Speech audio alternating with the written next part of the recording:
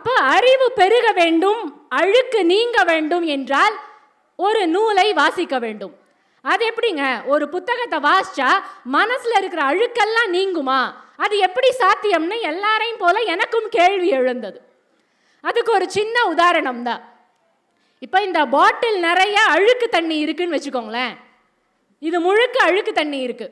இந்த அழுக்கு தண்ணியை எப்படி நல்ல தண்ணியா மாற்ற முடியும்? அந்த தண்ணியை கீழே ஊற்றக்கூடாது. ஆனால் இந்த பாட்டில் இருக்கிற அழுக்கு தண்ணியெல்லாம் நல்ல தண்ணியா மாறணும். அப்படின்னா ஒரு குடம் நிறைய நல்ல தண்ணி எடுத்துட்டு வந்து இந்த பாட்டிலுக்குள்ள ஊற்றிக்கிட்டே இருங்க. அப்படின்னா அந்த பாட்டில் இருக்கிற அழுக்கு தண்ணி நல்ல தண்ணியா மாறதுக்கான வாய்ப்பு இருக்கா? அதே மாதிரி தான் மனசுக்குள்ள எவ்வளவு அழுக்கு இருக்கும் போதும் நம்ம புத்தகத்தை வாசிச்சுக்கிட்டே இருந்தோம்னா மனசுல இருக்கிற அழுக்கு நீங்கி அதற்குள்ள அந்த நல்ல எண்ணங்கள் விதைக்கப்படும்.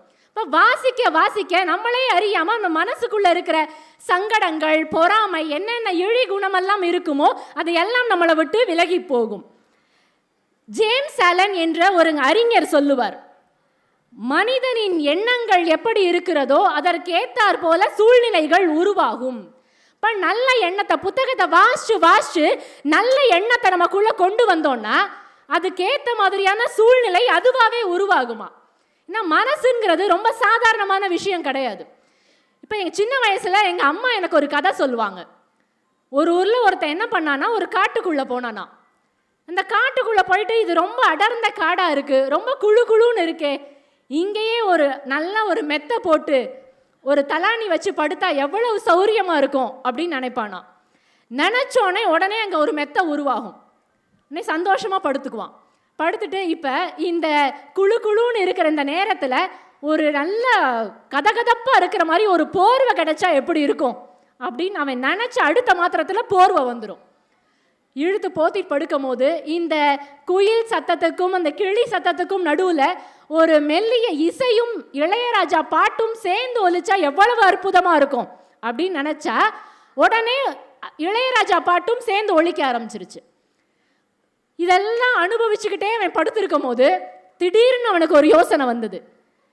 இவ்வளோ சந்தோஷமாக இருக்கமே, ஆனால் காட்டுக்குள்ளே படுத்திருக்கோமே, இப்போ திடீர்னு புலி வந்துட்டா என்ன பண்ணுறது அப்படின்னு யோசிச்சானா. யோசிச்சோடனே அடுத்த மாத்திரம் புலி வந்துருச்சான். இந்த கதையை எங்கள் அம்மா எனக்கு சொல்லியிருக்காங்க சின்ன வயசில். இப்போ இந்த கதை மூலம் நான் தெரிந்து கொண்டது என்னவென்றால், நம்ம எண்ணங்களுக்கு அவ்வளவு சக்தி இருக்கிறது. இது இயல்பாக நடக்குமா அப்படின்னா நடக்காது தான். புலி வரும் நினச்சோடனே புலி வருமா அப்படின்னா அது நடக்காது. ஆனால் நம்மளுடைய எண்ணங்களுக்கு எவ்வளவு சக்தி இருக்கிறது என்பதை புரிந்து கொள்வதற்காக சொல்லப்பட்ட கதை இது. அப்போ நமக்கு ஏத்தாற் போல நமக்கு பிடித்த மாதிரியான நம்ம ஆசைப்படுகின்ற சூழ்நிலைகள், வாய்ப்புகள் உருவாக வேண்டும் என்றால் நல்ல எண்ணங்களை விதைக்க வேண்டும். நல்ல எண்ணங்களை விதைக்க வேண்டும் என்றால் நம் மனதிலே இருக்கின்ற அழுக்கான எண்ணங்கள் வெளியேற வேண்டும். அதற்கு புத்தகங்களை வாசிக்க வேண்டும். இப்போ நம்ம எல்லாருக்குமே என்ன தோணும்? மனசு நல்லா தானே இருக்கு, என்ன பிரச்சனை, நான் நல்லா தான் நினைப்பேன். ஆனால் இங்கே இருக்கிற எல்லாருமே அடி மனசுலேருந்து யோசிச்சு பாருங்க. பக்கத்தில் இருக்கவங்ககிட்டலாம் நீங்கள் எதுவும் பேச வேண்டாம், உங்கள் குடும்பத்துக்கிட்டலாம் நீங்கள் கேட்க வேண்டாம். ஆனால் நம்ம மனசு எப்படிப்பட்டதுன்னு நமக்கு தெரியும்.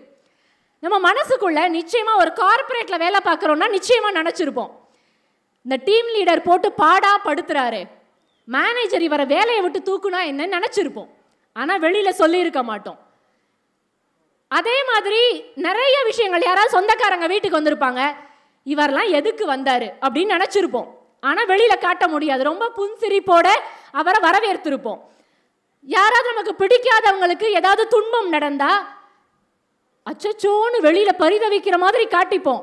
ஆனால் அந்த அச்சச்சோங்கிற உணர்வு, அதே மாதிரி உணர்வு நம்ம மனசுக்குள்ளே இருக்கான்னு நமக்கு மட்டும்தான் தெரியும். இப்போ இந்த மாதிரி நம்ம மனசுக்குள்ள நமக்கு தெரியும், ஆழ் மனசுல நம்ம எப்போதுமே நல்ல விஷயங்களை தான் நினைக்கிறோமா அப்படின்னு நமக்கு தெரியும். சில நேரங்களில் நம்ம மனசுக்குள்ள இருக்கிற அந்த அழுக்கான எண்ணங்கள் அப்பப்போ எட்டி பார்க்கும். ஆனால் அதை வெளியில் பெருசாக யார்கிட்டையுமே காட்ட முடியாது. மார்க்கஸ் அருலியஸ்ங்கிற ஒரு இட்டாலி நாட்டை சேர்ந்த ஒரு அறிஞர் சொல்லுவார், the happiness of your life depends on the quality of your thoughts அப்படின்பார். உங்கள் வாழ்க்கை எவ்வளவு சந்தோஷமாக இருக்கணுங்கிறது எதை பொறுத்து இருக்குன்னா, உங்கள் எண்ணங்கள் எவ்வளவு தூய்மையானதாக இருக்கிறதோ அதை பொறுத்து தான் உங்கள் வாழ்க்கை பிரகாசமாக அமையும்னு மார்க்க சொல்லுவார். இப்போ 2 விஷயம் இருக்கு இங்க. ஒன்று, நம்ம மனசுக்கு தெரிஞ்ச நான் யாருன்னு எனக்கு மட்டும்தான் தெரிஞ்ச நான். இன்னொன்று, வெளியில நம்ம உலகத்துக்கு நம்ம யாரா காட்டிக்கிறோங்கிற நான். 2 நான் இருக்கு. இப்போ அதை இங்கிலீஷ்ல எப்படி சொல்லுவாங்கன்னா, ரியல் செல்ஃப், சோஷியல் செல்ஃப்ன்பாங்க. இப்போ ரியல் செல்ஃப் என்பது நான் யாருன்னு எனக்கு தெரியும், என் மனசுல என்ன மாதிரியான எண்ணங்கள்லாம் இருக்குன்னு எனக்கு தெரியும்.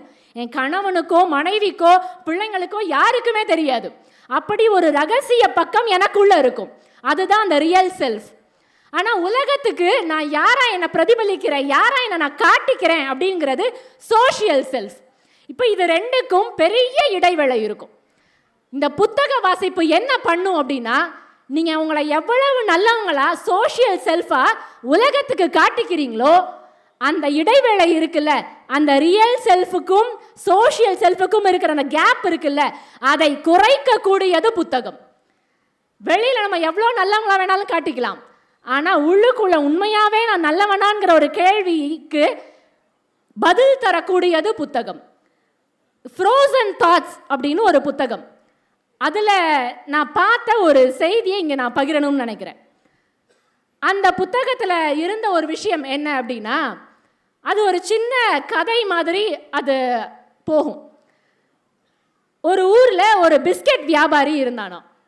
அந்த பிஸ்கெட் வியாபாரி எப்போதுமே ஒரே ஒரு கடையில் இருந்து தான் அந்த பிஸ்கெட் தயாரிக்கிறதுக்கு பட்டர் வாங்குவார். அந்த பட்டரை ஒவ்வொரு நாளும் வாங்கும் போது திடீர்னு ஒரு நாள் அவருக்கு சந்தேகம் வந்தது. இவர் உண்மையாவே நமக்கு தினமும் சொன்னபடியா 1/2 கிலோ பட்டர் தான் தராரா, நம்ம எடை போட்டு வாங்க பார்க்காமையே டெய்லி வாங்குறோமேன்னு ஒரு நாள் சந்தேகப்பட்டு அந்த பட்டரை வெண்ணெயை எடை போட்டு பார்க்குறாரு. பார்த்தா வெறும் 400 கிராம் தான் இருக்குது. உடனே அவருக்கு பயங்கர கோபம். நீதிமன்றத்தில் கேஸ் போட்டாச்சு. இவர் எத்தனை நாளாக என்னை ஏமாத்தினாருன்னு தெரில, ஒவ்வொரு நாளும் இவர் எனக்கு 400 கிராம் தான் பட்டர் கொடுத்துருக்கிறாரு, இது ரொம்ப தப்பு அப்படின்னு இவர் கேஸ் போட்டுட்டார். கேஸ் அன்னைக்கு வந்தாச்சு, நீதிபதி நீதி சொல்ல போகிறார். அப்போ அந்த பட்டர் வெண்ணெய் கொடுத்தான்ல ஒருத்தன், அவனை கூண்டில் ஏற்றி நீதிபதி கேட்குறார், ஏன்பா நீ உண்மையாகவே 400 கிராம் தான் கொடுத்தியா அப்படின்னோடனே அதுக்கு அந்த வெண்ணெய் வியாபாரி சொன்ன பதில் என்ன தெரியுமா, என் கடையில் எடைக்கல்லாம் இல்லை, நான் கொடுக்கறது 200 கிராமா 400 கிராமான்லாம் எனக்கு தெரியாது. ஆனால் நான் எப்படி அதை எடை பார்த்து கொடுக்குறேன் அப்படின்னா, அவர் பிஸ்கெட் தயாரிக்கிறாது இல்லை, அதில் 1/2 கிலோ பிஸ்கெட் பாக்கெட்டை எடுத்து தான் நான் எடை போட்டு பட்டர் கொடுக்குறேன்னாராம். இங்கே இந்த விஷயத்தை வாசிச்சோன்னே ஒரு சுய உணர்வு வருது பார்த்தீங்களா. ஏன்னா நம்ம எல்லாருக்குமே நிறைய கம்ப்ளைண்ட்ஸ் இருக்கும். நம்ம எல்லாருமே எல்லாரையும் குறை சொல்லுவோம். அவன் ஏமாத்துறான், அவன் டிராஃபிக் ரூல்ஸை ஃபாலோ பண்ண மாட்டான், அவன் இப்படி பண்ணுறான், என்னை பற்றி பின்னாடி பேசுகிறான்னு எல்லாரையும் தப்பு சொல்லுவோம், எல்லாரும் ஏமாத்துறதா சொல்லுவோம். ஆனால் நாம் சரியாக இருக்கமாங்கிற ஒரு செல்ஃப் ரியலைசேஷன் வரணும்ல, அதுக்கு நம் சுயம் என்னவென்று நாம் தெரிந்து கொள்வதற்கு இது மாதிரியான புத்தகங்களை வாசிக்கும் பொழுது நமக்கு பெரிய தெளிவும் புரிதலும் ஏற்படுகிறது. அதே மாதிரி நான் சமீபத்தில் கேட்ட இன்னொரு கதையை நான் பதிவு செய்ய வேண்டும். இந்த கதையை கேட்டதுக்கு அப்புறமா இதை நான் வாசிக்கணும்னு நிறைய முயற்சி பண்ணி பார்த்தேன், ஆனால் இந்த புத்தகம் எனக்கு கிடைக்கல. இந்த கதை சமீபத்தில் ஹலோ எஃப்எம்ல சொல்லப்பட்ட ஒரு கதை தான். ஹலோ எஃப்எம்ல தினமும் இரவு 9 மணிக்கு கதை சொல்லுவாங்க, வெள்ளிக்கிழமை மட்டும் சொல்லுவாங்கன்னு நினைக்கிறேன். அதில் சுகுணா திவாகர் என்பவர் எழுதிய இந்த கதை. அந்த கதையினுடைய பெயர் தனிமைப்படுத்தப்பட்ட பகுதி. இப்போ தனிமைப்படுத்தப்பட்ட பகுதி அப்படின்னோடனே நம்ம எல்லாருக்குமே என்ன ஞாபகத்துக்கு வரும், இந்த கொரோனா டயத்தில் தனிமைப்படுத்தி வச்சிருந்த அந்த விஷயம்தான் ஞாபகத்துக்கு வரும். ஆனால் இந்த கதையில் சுகுணா திவாகர் தனிமைப்படுத்தப்பட்ட பகுதின்னு எதை சொல்கிறார் அப்படின்னா, அந்த கதையுடைய போக்க சொல்கிறேன், நமக்கே புரிஞ்சிடும்.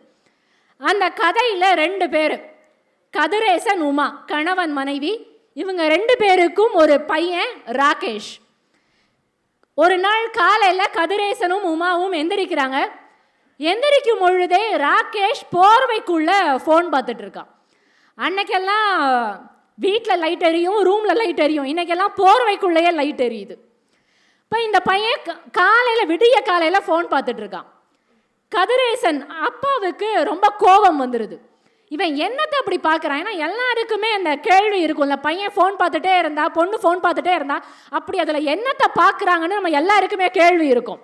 ஆனால் அதை டக்குன்னு கேட்டுற முடியாது. கேட்குறதுக்கான ஒரு பயமும் தயக்கமும் இன்னைக்கு எல்லா பெற்றோர்கள்ட்டையும் இருக்குது. ஏன்னா கேட்டால் எங்கள் பையன் எதிர்த்து பேசிடுவானோ, நம்மளுடைய சுயமரியாதைக்கு இழுக்கு வந்துருமோன்னு எல்லாரும் கேட்குறதுக்கான ஒரு சின்ன தயக்கம் இருக்குது. அதே மாதிரி கதிரேசனுக்கும் அதில் அந்த கதையில் தயக்கம். ராகேஷ் கிட்ட அவர் எதுவுமே கேட்கல. அடுத்த நாள் ராகேஷுக்கு பிறந்த நாள். அவருடைய எல்லா நண்பர்களும் வீட்டுக்கு வராங்க.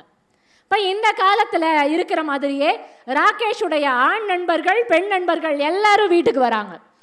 வீட்டுக்கு வந்துட்டு அந்த பர்த்டே பார்ட்டிலாம் முடிச்சுட்டு அவங்க கிளம்பும் பொழுது ராகேஷ் அந்த பெண் தோழிகளெல்லாம் அரவணைச்சு அவங்க முதுகில் தட்டி கட்டி பிடிச்சு வழி அனுப்பி வைக்கிறான்.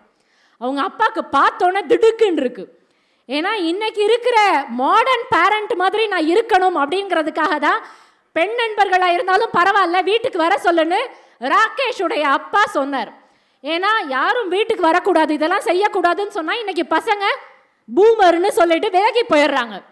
அதனால அப்பாக்கள் நான் தோழமையோடு இருக்கிறேன் என்பதை காட்டுவதற்காக அவங்களுக்கு எந்த சங்கடம் இருந்தாலும் அதை வெளியில் பெருசாக காட்டுறது கிடையாது. மாதிரி ராகேஷும் கட்டி பிடிச்சு அப்பா முன்னாடியே அந்த பெண்ணை கட்டி பிடிச்சு வழி அனுப்பி வைக்கிறான். உங்கள் அப்பாவுக்கு பயங்கர ஷாக்காக இருக்குது. உங்கள் அப்பா அப்போ தான் யோசிச்சு பார்க்குறாரு, இன்னைக்கு வரைக்கும் கூட நமக்கு 50 வயசு ஆகுது, இன்னைக்கு வரைக்கும் கூட நம்ம ஆஃபீஸில் யாராவது நம்ம கூட வேலை செய்கிற பெண் அதிகாரிகள் யாராவது நம்ம கிட்ட வந்து பேசுனா இன்னைக்கு வரைக்கும் கூட நமக்கு ஒரு பதட்டமும் கூச்சமும் வருது. இன்னைக்கு நிறைய ஆஃபீஸில் நடுத்தர வயதில் இருக்கிற எல்லா ஆண்களும் சந்திக்கக்கூடியது தான். ரொம்ப இயல்பாக பெண்கள் வந்து ஏதோ சார் இருந்தாங்க ஃபைலு அப்படின்னு சாதாரண விஷயத்தை, அலுவலகம் சார்ந்த விஷயங்களை பேசும் பொழுது கூட ஆண்களுக்கு ஒரு தயக்கம் வருகிறது.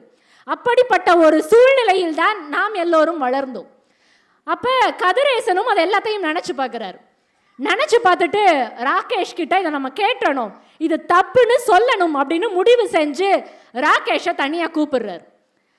தனியாக கூப்பிட்டு இந்த மாதிரிலாம் செய்கிறது இல்லைப்பா, ஒரு பெண்ணா நீ என்னதான் தோழியா இருந்தாலும் ஒரு இடைவேளை இருக்கணும், ஒரு லிமிட் இருக்கணும்னு அப்பா பையனுக்கு அட்வைஸ் பண்றாரு. நம்ம எல்லாரும் எதிர்பார்த்த மாதிரியே கடைசியில் பையன் அப்பாவுக்கு அட்வைஸ் பண்றான். அப்பா இதெல்லாம் ஒண்ணுமே இல்லைப்பா, நீங்க இதெல்லாம் பெரிய விஷயமா ஆக்கி தான் இன்னைக்கு நிறைய பிரச்சனைகள் வருது. நாங்கெல்லாம் கல்லூரியில் படிக்கிறோம், கல்லூரியில் எங்களுக்கு பிடித்த பெண்களோட நம்ம ரொம்ப சாதாரணமாக பழகுவோம், இதெல்லாம் பெருசுப்படுத்தாதீங்கப்பான்னு ராகேஷ் அப்பாவுக்கு அறிவுரை சொல்ல சொல்ல கதிரேசன் அந்த அப்பாவுக்கு தன்னுடைய கல்லூரி காலம் ஞாபகத்துக்கு வருது. அவர் கல்லூரி காலத்தில் அவர் ஒரு பெண்ணை ஒரு பக்கமாக காதலிச்சிருக்கிறார். அந்த பெண்ணினுடைய முகம், ஏன்னா பையன் வந்து அவன் இன்னைக்கு பெண்களோட அவரோட தோழிகளோட சர்வசாதாரணமாக பழகிற பார்த்தோன்னே அப்பாவுக்கு தன்னுடைய காதலியுடைய ஞாபகம் வருது. காதலினா ஒரு பக்கமாக காதலிச்சிருக்கிறாரு, அந்த பெண்ணுக்கு அது தெரியாது. அந்த பெண்ணினுடைய பெயர் மோனிகா. அந்த மோனிகாவை பற்றி கொஞ்சம் கொஞ்சமாக அவருக்கு நினைவலைகள் போக ஆரம்பிக்குது.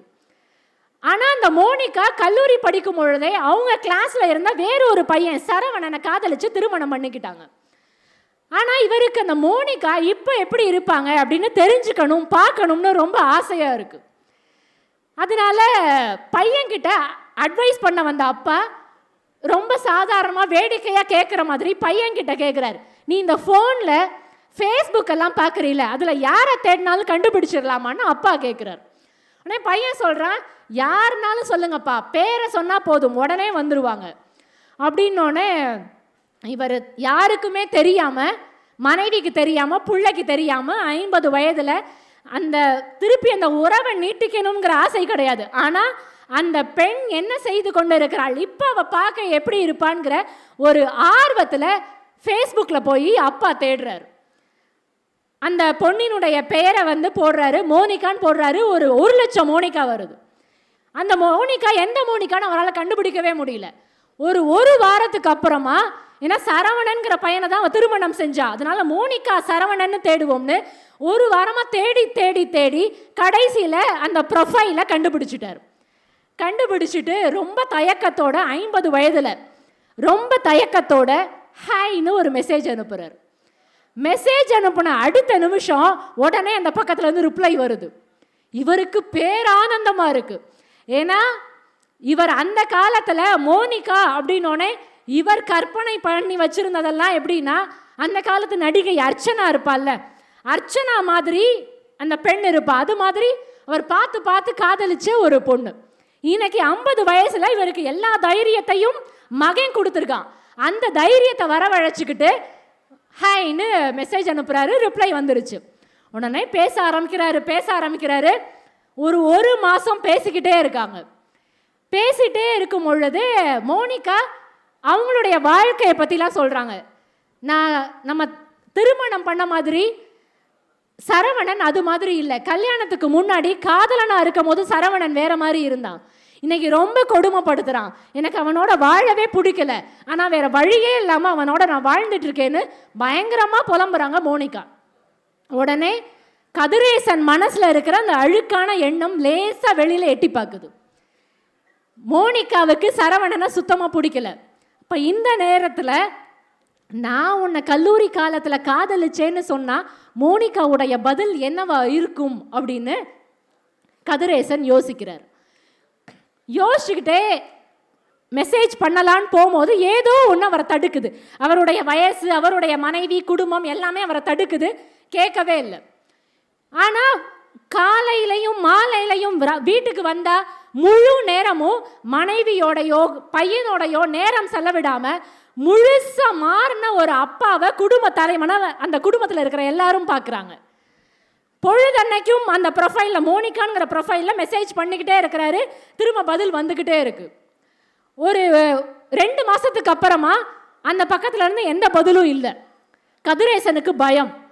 ஒருவேளை சரவணன் ரொம்ப கொடுமைப்படுத்துறாருன்னு மோனிகா சொன்னாலே, ஒருவேளை வேற ஏதாவது பிரச்சனையாக இருக்குமோ, என்ன பிரச்சனையாக இருக்கும்னு யோசிச்சுக்கிட்டே இருக்கிறார். யாருக்கிட்டையுமே பேசலை.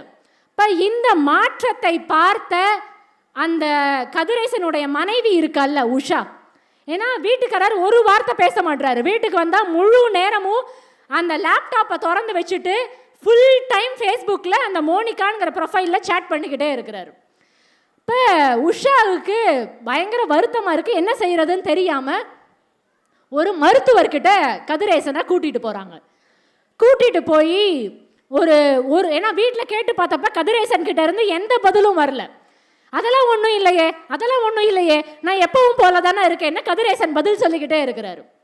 அதனால ஒரு நாள் முடிவு பண்ணி ராகேஷ் வந்து அம்மாவுக்கு சொல்கிறான். ஏன்னா இன்னைக்கு காலத்தில் இருக்கிற பையன் என்ன பண்ணணும்னு பையனுக்கு தெரியுது. அதனால அம்மா, நம்ம அப்பாவுடைய திடீர் மாற்றத்துக்கு, ஏன்னா அவங்க என்ன பண்ணுறாருன்னு அவங்க அம்மாவுக்கு தெரியல, இந்த திடீர் மாற்றத்துக்கு காரணம் என்னன்னு தெரியல, அப்பா கிட்ட எதுவுமே சொல்லாமல் நம்ம அவரை ஒரு மனநல மருத்துவர்கிட்ட கூட்டிகிட்டு போகலான்னு உஷாவும் ராகேஷும் சேர்ந்து கதிரேசனை மருத்துவர்கிட்ட கூட்டிகிட்டு போகிறாங்க. ஒரு வாரம் ஒவ்வொரு நாளும் சாயங்காலம் அந்த சிட்டிங்னு சொல்லுவாங்கல்ல, அது மாதிரி அந்த மனநல மருத்துவர் பேசிக்கிட்டே இருக்கிறார் கதிரேசன் கிட்ட. பேசிக்கிட்டே இருந்ததுக்கப்புறமா ஒரு வாரம் கழிச்சு உண்மை என்னன்னு தெரியுது. மோனிகான்னு ஒரு பெண்கிட்ட இருந்து எந்த பதிலும் வரல. அது முழுக்க கதிரேசனுடைய கற்பனை. இவரே ஒரு ப்ரொஃபைல்ல இருந்து அனுப்புறாரு. இவரே மோனிகான்னு இன்னொரு ஐடி வச்சு அந்த ப்ரொஃபைல்ல இருந்து பதில் அளிக்கிறார். இப்போ இது மாதிரியாவே அவருடைய நடவடிக்கை எல்லாம் போய் கடைசியில் முத்தி போய் ஒரு மனநலம் பாதிக்கப்பட்ட அவர் எந்த ஆசையை கல்லூரி காலத்தில் தீர்த்துக்க முடியாமல் இருந்தாரோ அந்த அழுக்கு வெளியில் எட்டி பார்க்க அதுக்கு அவரே மருந்து போடுகிறார். இப்போ தனிமைப்படுத்தப்பட்ட பகுதின்னு சுகுணா திவாகர் எதை சொல்லி இருக்கிறார்கள்னு நம்ம எல்லாருக்குமே தெரிஞ்சிருக்கும். நம்ம எல்லாருக்குமே வெளியில் தெரிகிற மாதிரி இல்லை, மனசுக்குள்ளேயே தனிமைப்படுத்தப்பட்ட பகுதி ஒன்று இருக்கு. யாருக்குமே தெரியாது அந்த பகுதி. அந்த பகுதி சரியாக இருக்கணும்னா, ஏன்னா அந்த பகுதியில் நீங்கள் அந்த விழுகிற கிழிசலை நாம் தைக்கலன்னு வச்சுக்கோங்களேன், அந்த கிழிசலை ஊசி நூல் வச்சு தைக்கிற மாதிரி புத்தகம் என்ற நூலை வைத்து அந்த கிழிசலை நாம் தைக்கவில்லை என்றால் ஏற்படுகின்ற மாற்றமும் வலியும் மிக கொடுமையானதாக இருக்கும். அந்த கிழிசலை எது தைக்கும் அப்படின்னா, அந்த தனிமையில் நாம் இருக்கும் பொழுது நாம் என்னவாக இருக்கிறோம், நாம் என்ன செய்கிறோம் அப்படிங்கிற அந்த கேள்விக்கான பதிலை நம்ம எல்லாருமே யோசிச்சு பார்க்கலாம். யாருமே பார்க்கல, யாருக்குமே தெரியாது நம்ம என்ன பண்ணுறோன்னு. வீட்டில் யாரும் இல்லை, ஒரு அறைக்குள்ள நாம் தனியாக இருக்கும் பொழுது நாம் என்ன செய்கிறோம்ங்கிற கேள்விக்கான பதிலில் நாம் என்னன்னு நமக்கு தெரிஞ்சிடும். அந்த ரியல் செல்ஃப்னு சொன்னேன்ல, அதுக்கான பதில் தான் இது. அப்போ தனிமைப்படுத்தப்பட்ட பகுதி ஒவ்வொருத்தர் மனசுக்குள்ளேயும் இருக்குது. அந்த பகுதியை நம்ம புத்தகத்தை வைத்து சரி செய்யவில்லை என்றால் ரொம்ப பெரிய கஷ்டம் நம்ம வாழ்க்கையில் நடக்கும். ஏன்னா இன்னைக்கு பிள்ளைங்களுக்கு நம்ம எல்லாருமே சொல்கிறது, அகாடமிக்ஸில் படிப்பில் எவ்வளவு முக்கியத்துவம் கொடுக்குறோமோ அது மாதிரி விளையாட்டுக்கும் முக்கியத்துவம் கொடுத்தா பிள்ளைகள் தடம் மாறுவதற்கான வாய்ப்பு மிக மிக குறைவுன்னு சொல்கிறாங்க. ஏன்னா படிப்பு போக மிச்சம் இருக்கிற நேரத்தில் எல்லாத்துலேயும் விளையாடணும் விளையாடணும் விளையாடணும்னு அந்த பிள்ளைக்கு எண்ணம் இருக்கும். செஸ்ஸோ கிரிக்கெட்டோ ஏதோ ஒரு விஷயம் விளையாடணுங்கிற எண்ணம் இருக்கும் பொழுது பிள்ளை தடம் மாறுவதற்கான வாய்ப்பு மிக குறைவு.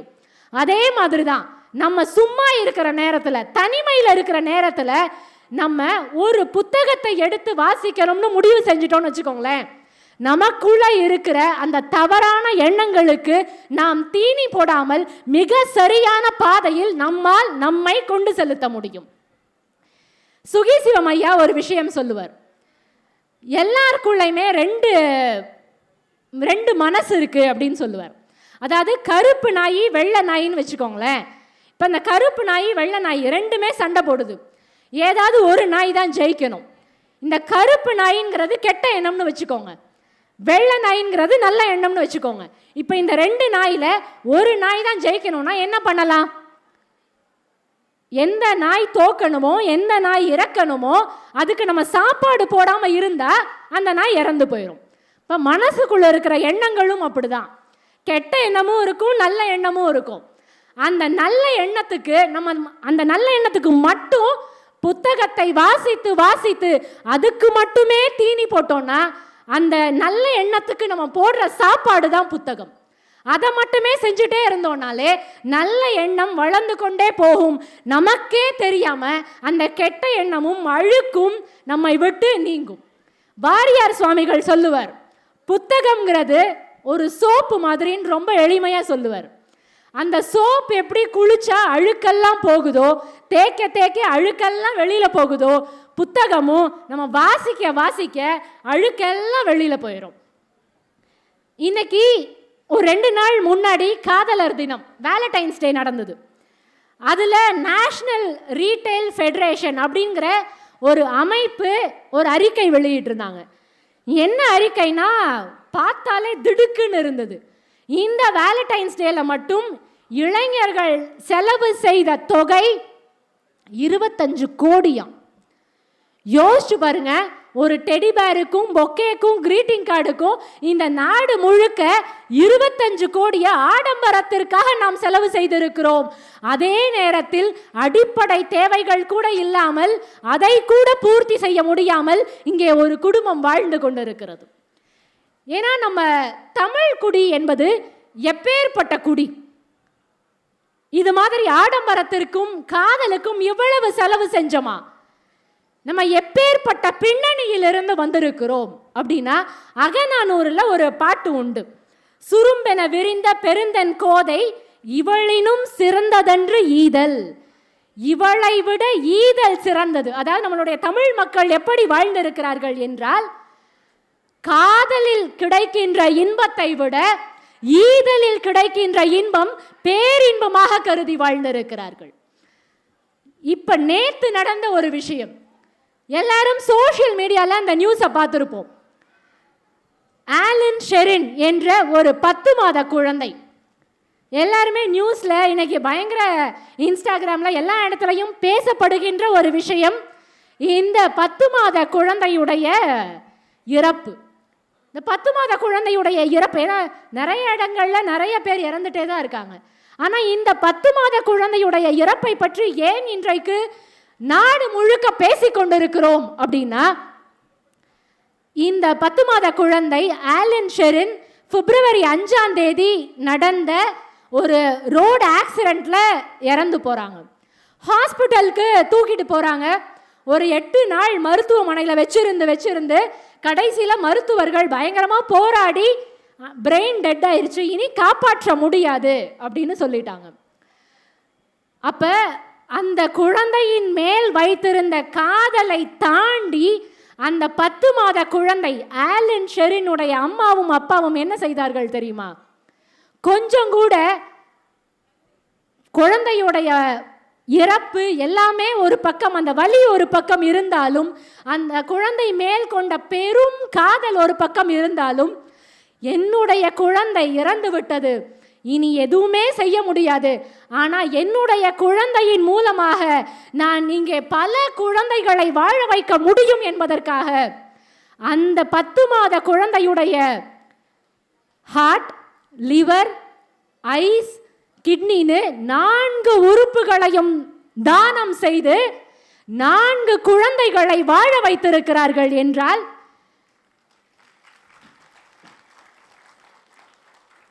நம்முடைய சமூகம் அப்படிப்பட்ட சமூகமாகத்தான் இருந்திருக்கிறது. காதலை விட ஈதலில் பேரின்பமும் பெரும் சந்தோஷமும் கண்டது நம்முடைய குடி. ஏன்னா நம்ம எல்லாருமே வாசிச்சது அப்படின்னு யோசிச்சிங்கன்னா, எல்லா மொழிகளில் இப்போ ஆங்கிலத்திலலாம் A for apple, B for ball என்று ஒவ்வொரு எழுத்துக்கும் வார்த்தையை சொல்லிக் கொடுத்திருப்பார்கள். ஆனால் நம்முடைய தமிழ் மொழியில் மட்டும்தான் ஒவ்வொரு எழுத்திற்கும் அறம் செய்ய விரும்பு, ஆறுவது சினம் என்று வாழ்க்கையை சொல்லிக் கொடுத்திருக்கிறார்கள். அப்ப அறம் அப்படின்னா என்னன்னா, பொய் சொல்லாம இருக்கிறதா, திருடாம இருக்கிறதா, எது அறம்? ஏன்னா இன்னைக்கு நிறைய பேர் அறத்தின் மொழி நிற்க வேண்டும்னு பேசுறோம். இப்ப எது அறம் அப்படின்னு கேட்டா, அதுக்கு வள்ளுவம் மிக அழகான விளக்கத்தை தருகிறது. மனத்துக்கண் மாசிலன் ஆதல் அனைத்து அரண் ஆகுல நீர பிறன்கிறாங்க. இப்போ மனசுல அழுக்கில்லாம இருந்தாலே அதுவே ஆகச்சிறந்த அறம் என்கிறது வள்ளுவம். இப்போ எல்லாரும் நல்லா இருக்கணும் அப்படின்னு நினைச்சாலே போதும். பாரதி சொல்லுவான், நிதி மிகுந்தவர் பொற்கு வைத்தாரீர், நிதி குறைந்தவர் காசுகள் தாரீர், அதுவும் மற்றவர் வாய்ச்சொல் அருளீர்ன்பர். நீங்க காசு பணம்லாம் அள்ளி அள்ளி கொடுக்கணும்னு அவசியம் இல்லை. நீங்க அடுத்தவன் நல்லா இருக்கணும்னு வாய்ச்சொல் சொன்னாலே போதும், அதுவே ஆகச்சிறந்த அறம் என்றுதான் நம்முடைய தமிழ் மக்கள் வாழ்ந்திருக்கிறார்கள். இப்ப இன்னைக்கு நம்ம எல்லாரையுமே திரும்பி பார்க்க வைத்த இன்னொரு பெரிய விஷயம், அறத்தின் வழி நின்றது. மனதில் எந்த அழுக்கும் இல்லாமல் தூய்மையாக ஆரோக்கியமான மனம் படைத்த ஒருவரை நாம் பார்த்தோம்னா, இப்போ அவங்களுடைய செய்தியும் நம்ம எல்லாருமே வலைத்தளங்களில் பார்த்துருப்போம். 45 சவரன், இன்னைக்கு ஒரு சவரன் என்ன விலை நம்ம எல்லாருக்குமே தெரியும், பக்கத்தில் கூட போக முடியாது. ஆனால் 45 சவரன், அதில் 1 கிராம் கூட தனக்கு எடுத்துக்கணும்னு அவ்வளவு ஏழ்மையான நிலையில் இருந்தாலும் கூட, எனக்கு வேணும், என் குடும்பத்தோட சந்தோஷத்துக்கு வேணும், இதை எடுத்தா யாருக்கு தெரிய போகுதுன்னு கொஞ்சம் கூட யோசிக்காம அதை அப்படியே கொண்டு போய் போலீஸ் ஸ்டேஷன்ல கொடுத்தாங்கல்ல. தூய்மை பணியாளர் பத்மாக்கா அவர்கள் செய்த வேலை மட்டும் தூய்மை செய்வதல்ல, அவர்கள் இந்த சமூகத்திற்கு தெரிவித்ததும் தூய்மையோடு இருந்தால், இன்றைக்கு நம்முடைய அரசாங்கம் அவருடைய முகத்தை பதிவு செய்து அவருடைய முகத்தில் அஞ்சல் தலை வெளியிட்டு அவருக்கு சிறப்பு செய்திருக்கிறது.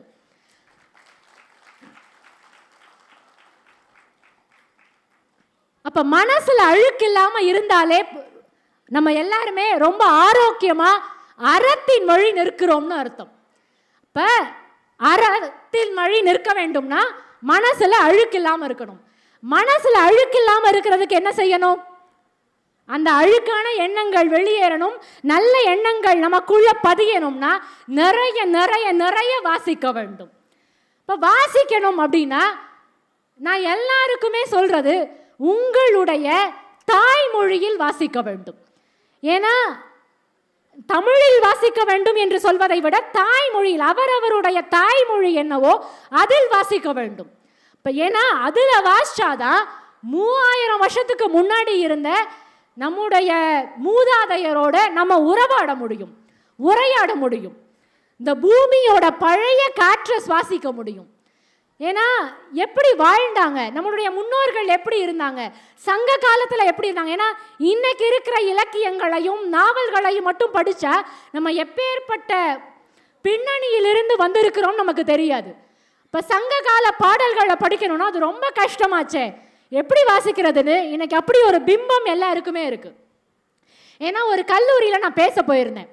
கல்லூரியில் நான் சங்ககால இலக்கியங்கள் பற்றி பேச போகிறேன்னு சொல்லியிருந்தேன். அவங்க என்ன நினச்சிருந்தாங்க அப்படின்னு நான் போனதுக்கப்புறம் தான் தெரிஞ்சுது. அந்த கல்லூரிக்குள்ளே நான் நுழைஞ்சோன்னே டக்குன்னு என்னை பார்த்து பிரின்சிபல் ஷாக் ஆகிட்டார். சங்ககால பாடல் பற்றி பேசுகிறேன்னு சொல்லியிருந்தீங்க, நான் ஏதோ ஒரு 60 வயசு அம்மா வருவாங்கன்னு நினச்சேன், நீங்கள் பார்க்க ரொம்ப சின்ன பிள்ளையா இருக்கீங்களே, எப்படி இதை உங்களால் பேச முடியும்னு கேட்டாங்க. ஏன்னா நம்ம எல்லாருக்குமே என்ன ஒரு அபிப்பிராயம் இருக்குன்னா, சங்ககால பாடல்னா அது ரொம்ப கஷ்டம், படிக்கவே முடியாது, அதுக்கான பொருளே கண்டுபிடிக்க முடியாது அப்படின்னு நம்மளை நினச்சிட்டு இருக்கோம். தமிழ் ரொம்ப மூத்த மொழி, முதுமையான மொழி நம்ம சொல்லிக்கிட்டே இருந்து இளைஞர்களுக்கு இன்னைக்கு அப்படி ஒரு எண்ணம் வந்து விட்டது. ஆனால் தமிழ் என்பது எவ்வளவு மூத்த மொழியோ அது அவ்வளவு இளமையான மொழி, இளைஞர்களுக்கான மொழி. அதனால சங்ககால பாடல்லாம் ரொம்ப கஷ்டம், அதை நம்ம படிக்க முடியாது, வாசிக்க முடியாதுங்கிற எண்ணத்தை கைவிட்டுட்டு ஏதாவது ஒரு பாட்டு திரும்ப திரும்ப ஒரு 2 வரிய 3 வரியை எடுத்து வாசிச்சோனாலே நமக்கு உண்மையாவே அதனுடைய அர்த்தம் ரொம்ப எளிமையாவே புரியும். ஏன்னா தமிழ் மொழி அறத்தை சொல்லிக் கொடுத்ததோடு தன்மானத்தையும் சுயமரியாதையும் சேர்த்தே சொல்லிக் கொடுத்திருக்கிறது. இன்னைக்கு அது ரொம்ப அவசியம்னு நான் நினைக்கிறேன். நம்ம எல்லாருமே இன்னைக்கு இருக்கிற எல்லாருக்குமே இருக்கிற பெரிய பிரச்சனை எது அப்படின்னு கேட்டா ஸ்ட்ரெஸ் தான், மன அழுத்தம். அந்த மன அழுத்தம் ஏன் வருதுன்னா அதுக்கு ரொம்ப ரொம்ப முக்கியமான காரணம் மனசுல நினைச்சதை வெளியில பேச முடியல. எல்லாருமே ஒரு முகமூடி போட்டுக்க வேண்டியதா இருக்கு. 300 கிரெடிட் கார்டு விற்கணும்னு மேனேஜர் சொன்னா 300 கிரெடிட் கார்டெலாம் விற்க முடியுமா, கொஞ்சமாவது பொருந்துற மாதிரி டார்கெட் கொடுங்கன்னு டக்குன்னு எதிர்த்து பேசணும்னு தோணும். ஆனால் பேச முடியல. ஏன்னா ஒருவேளை அவர் வேலையை விட்டு தூக்கிட்டாருன்னான்னு எல்லாருக்கும் இன்னைக்கு பயம். தன்மானத்தோடு பணிவோடு வாழ்ந்த தமிழன் இன்னைக்கு கொஞ்சம் திசை மாறி அந்த பணிவோடு வாழாமல் குனிவோடு வாழ்ந்து கொண்டிருக்கிறான்.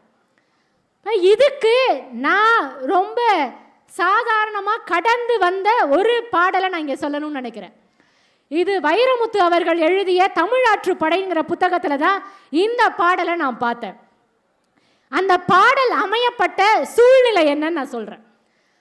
அந்த பாடலில் அதியமான் நெடுமான் அஞ்சி அவையில் ஔவையார் பாட்டு பாடுறாங்க. அவங்க அந்த பாடலை பாடி பரிசு வாங்கணும். இப்போ அதியமான் முன்னாடி ஔவை நின்று பாடுறாங்க. பாடி முடிக்கும் பொழுது ரொம்ப நல்லா இருக்கே, பிரபாதமாக இருக்கே பாட்டுன்னு அதியமான் சொல்கிறார். சொல்லிட்டு அந்த பரிசு இருக்குல்ல பொன்முடியை எடுத்து ஔவை கையில் கொடுக்கணும். கொடுக்கறதுக்கு கொஞ்சம் தாமதமாகுது. தாமதமானோடனே ஔவை கொஞ்சம் கூட யோசிக்கல, டக்குன்னு காலினம் கலனே சுருக்கினம் கலப்பை எத்து செலினும் மத்து சோரே அப்படின்னு டக்குன்னு கிளம்பிக்கிட்டாங்களாம். நீ இந்த பொன்முடிய கொடுக்கறதுக்காக நான் காத்திருக்கல, எனக்கு திறமை இருக்கு, என்னால பாட முடியும், எந்த பக்கம் போனாலும் எத்து செலினும் அங்க போனாலும் எங்க போனாலும் எனக்கு சோறு கிடைக்கும்னு அவ்வளவு செருக்கோடு கிளம்பிய அந்த ஔவை அவ்வளவு நாள் நான் தெரிந்து வைத்திருந்தது ஔவை ஞானக்கிழவி என்றுதான் நான் தெரிந்து வைத்திருந்தேன். இந்த விஷயத்தை படித்ததுக்கு அப்புறம் தான் எனக்கு புரிந்தது ஔவை ஞானக்கிழவி மட்டுமல்ல, அவள் மானக்கிழவி என்று. ஏன்னா ஒரு சின்ன உதாரணம் என்னன்னா, எங்கள் வீட்டில் எனக்கு 6 மாத குழந்தை இருக்கு. அந்த குழந்தைய பார்த்துக்கிறதுக்காக நான் ஒரு அம்மாவை கூடவே வச்சுருக்கேன். அந்த அம்மா காலையில் 7 மணிக்கு வருவாங்க, சாயங்காலமாக 6 மணிக்கு போவாங்க. அந்த அம்மா அவ்வளவு நல்ல குழந்தைய பார்த்துக்குவாங்க. அந்த குழந்தை சாப்பிட மாட்டேங்குது, தூங்க மாட்டேங்குதுன்னா கூட நம்ம சரி அவ்வளோதான் 4 வாய் தான் வாங்குச்சுன்னு கூட நான் தொட்டியில் போட்டு நம்ம ஆட்டிடுவோம். ஆனால் அந்த அம்மாவுக்கு ஒரு 60 வயசு இருக்கும். சாப்பிட மாட்டேங்குதுன்னா அந்த குழந்தைக்கு புரியுதோ இல்லையோ கதையெல்லாம் சொல்லி பாட்டெல்லாம் பாடி இடுப்பில் தூக்கி வச்சு கீழே போய் அந்த குழந்தைக்கு அந்த சோறை ஊட்டிட்டு தான் திரும்ப மேலே எங்கள் வீட்டுக்குள்ளே வருவாங்க. ஒரு நாள் காலையில் அவங்க 7 மணிக்கு வராமல், நான் வேலைக்கு கிளம்பணும், அவங்க 7 மணிக்கு வராமல் 7:30 மணிக்கு வந்தாங்க. டக்குன்னு எனக்கு கோபம் வந்தது. ஏன்னா அங்கே போய் நம்ம தான் திட்டு வாங்கணும். அங்கே போய் வீட்டில் வந்து வேலை செய்கிற அம்மா லேட்டாக வந்துட்டாங்க, அதனால நான் லேட்டுன்னு போய் சொல்ல முடியாது. அதனால திட்டணும்னு தோணுச்சு. திட்டணும்னு தோணும் பொழுது டக்குன்னு எனக்கு ஔவையுடைய இந்த பாட்டு தான் ஞாபகத்துக்கு வந்தது. ஏன்னா அந்த அம்மா ரொம்ப நல்ல குழந்தைய பார்த்துக்கிறாங்க. ஒரு நாள் டக்குன்னு நான் சுருக்குன்னு பேசிட்டு, என்னம்மா 7 மணிக்கு வர சொன்னால் 7:30 மணிக்கு வரீங்கன்னு நான் கேட்டதுக்கப்புறமா நான் வேலைக்கு வரலாமான்னு நம்ம வேலையை விட்டு நின்றுக்கிட்டாங்கன்னா என்னோட நிலைமை என்ன ஆகும்? அப்போ அந்த அம்மா கிட்ட நான் ரொம்ப பாசமாக பணிவாக, அம்மா கொஞ்சம் சீக்கிரம் வாங்கலேம்மா நாளையிலிருந்துன்னு ரொம்ப பணிவோடு சொன்னேன். இப்போ ஏன் இந்த விஷயத்தை இங்கே பதிவு பண்ணுறேன்னா, நம்ம எல்லாருமே திறமையை வளர்த்துக்கிட்டா போதும். ஒருவேளை வேலையை விட்டு தூக்கிடுவாங்களோ, ஒருவேளை நமக்கு ப்ரொமோஷன் கிடைக்காதோ, ஒருவேளை இன்க்ரிமெண்ட் கிடைக்காதோன்னு இன்னைக்கு எல்லா தமிழர்களும் அந்த தன்மானத்தை விட்டு குனிந்து குனிந்து வாழ்ந்து கொண்டு இருக்கிறோம். ரொம்ப ஈஸியாக அந்த திறமையை வளர்த்துக்கிட்டாலே போதும். நம்ம மேனேஜர் நம்மளை வேலையை விட்டு தூக்குறதுக்கு அவர் பயப்படணும். ஒருவேளை வேலையை விட்டு அனுப்பிட்டா இவரை மாதிரி நல்ல ஆள் நம்ம கம்பெனிக்கு இல்லாமல் போயிட்டா அப்படின்னு அவர் பதட்டப்படுற அளவு நம்ம திறமையை வளர்த்துக்கிட்டா கொஞ்சம் கூட பயப்படவே வேண்டாம். ஏன்னா இன்னைக்கு இருக்கிற எல்லாருமே நமக்கு அடுத்த நாள் சம்பளம் வேணும், கிரெடிட் கார்டு பில்லு கட்டணும், கரண்ட் பில் கட்டணும், ஸ்கூல் ஃபீஸ் கட்டணும்னு இத்தனை கட்டி கட்டி கட்டி இது எல்லாத்துக்கும் மத்தியில் சொந்தக்காரங்க முன்னாடி எதுவுமே நடக்காத மாதிரி பந்தா வேற காட்டி ரொம்ப ஸ்ட்ரெஸ்ஸில் வாழ்ந்துட்டு இருக்கோம். ஆனால் அது எல்லாத்தையும் தாண்டி என்னால் முடியும், எனக்கு திறமை இருக்குது, இந்த ஆஃபீஸில் என்னை வேலையை விட்டு தூக்குனா என்னால் இன்னொரு ஆஃபீஸ்க்கு போக முடியும்னு அந்த தன்னம்பிக்கையும் திறமையும் நம்ம வளர்த்துக்கிட்டோன்னு வச்சுக்கோங்களேன், தன்மானத்தோடு சுயமரியாதையோடு நாம் இறுதி வரை வாழ முடியும் என்பதை அவ்வை எனக்கு இந்த பாட்டின் மூலம் சொல்லிக் கொடுத்தாள். நான் நிறைவாக ஒரே ஒரு விஷயம் மட்டும் சொல்லிடுறேன். நீங்கள் எல்லாரும் ஆவலோட கோபிநாத் சாரோடைய பேச்சை கேட்கறதுக்காக அமர்ந்திருக்கிற மாதிரி நானும் ஆவலோட காத்திருக்கேன். அதனால நிறைவாக ஒரே ஒரு விஷயம் மட்டும் நான் சொல்லிடுறேன். இன்னைக்கு நம்ம எல்லாருமே பெருசாக இந்த புத்தகத்தை பற்றி நம்ம யாருக்குமே முதல்ல தெரியாது. ஆனால் இன்னைக்கு இந்த புத்தகத்தை பற்றி எல்லாருக்குமே தெரியும். என்ன புத்தகம் அப்படின்னா சைக்காலஜி ஆஃப் மணி. அந்த புத்தகம் இன்னைக்கு ஏன் எல்லாருக்கும் தெரிஞ்சுது? அரவிந்த் சாமி சார் ஒரு இன்டர்வியூவில் சொன்னார். அப்போ ஒரு புத்தகம் எல்லா மக்களையும் போய் சென்றடைய வேண்டும் என்றால் இன்னைக்கு நிறைய இன்ஃப்ளூயன்சர்ஸ் இருக்காங்க. இன்ஸ்டாகிராமில் என்னென்னவோ பதிவு போடுறாங்க. இந்த எண்ணெயை தேய்ச்சா நல்லா முடி வளரும்ன்றாங்க, இந்த காஃபி கீழே சிந்துனா இந்த துணியை வச்சு துவைங்க, இந்த லிக்விடை வச்சு ஊற்றி க்ளீன் பண்ணுங்க அப்படின்னு நிறைய விஷயத்துக்கு இன்ஃப்ளூயன்சர்ஸ் பேசுகிறாங்க. ஆனால் ஒரே ஒரு புத்தகம் ஒரு செலிபிரிட்டி வாயிலிருந்து வந்தால் அந்த புத்தகம் மக்களை எந்த அளவு போய் சென்றடைய முடியும்னு நம்ம எல்லாரும் கண் முன்னாடி பார்த்த ஒரு உதாரணம் இந்த சைக்காலஜி ஆஃப் மணி தான். அதனால இந்த புத்தக திருவிழா மேடையில் ஒரே ஒரு வேண்டுகோள், சோஷியல் மீடியா இன்ஃப்ளூயன்சர்ஸ்க்கும் செலிபிரிட்டிஸ்க்கும் நான் வைக்கிற வேண்டுகோள் என்னன்னா, உங்களுடைய இன்டர்வியூஸில் உங்களுடைய ப்ரமோஷன்ஸில் நீங்கள் பேசும் பொழுது ஏதோ ஒரு புத்தகம் நீங்கள் வாசித்த இல்லை நீங்கள் கேட்ட பாட்காஸ்டாக கேட்ட ஏதோ ஒரு புத்தகத்தை பரிந்துரை செய்தீங்கன்னா மிக நிச்சயமாக நாம் எதிர்பார்த்ததை விட அது எல்லா மக்கள்கிட்டையும் போய் சேரும், எல்லாரும் வாசிப்பதற்கான அதிக வாய்ப்புகள் இருக்கிறது. நிறைவாக ஈரோடு தமிழன்பன் அவர்களுடைய இந்த கவிதையை மட்டும் நான் சொல்லி நிறைவு செய்கிறேன். 10 பறவைகளோடு பழகி பாருங்கள், நீங்கள் ஒரு பறவையாகிவிட முடியாது. 10 பறவைகளோடு பழகி பாருங்கள், நீங்கள் ஒரு பறவையாகிவிட முடியாது. 10 நதிகளோடு பழகி பாருங்கள், நீங்கள் ஒரு நதியாகிவிட முடியாது. ஆனால் 10 புத்தகங்களோடு பழகி பாருங்கள், நீங்கள் 11வது புத்தகமாக நீங்களும் படிக்கப்படுவீர்கள். வாய்ப்பிற்கு நன்றி, வணக்கம். இந்த பதிவை குறித்து உங்களுடைய கருத்துக்கள் வரவேற்கப்படுகின்றன. மறவாது ஐதருமபுரி சேனலை சப்ஸ்கிரைப் செய்து பாருங்கள். இந்த நாள் இனிய நாளாக அமைய வாழ்த்துகின்றோம்.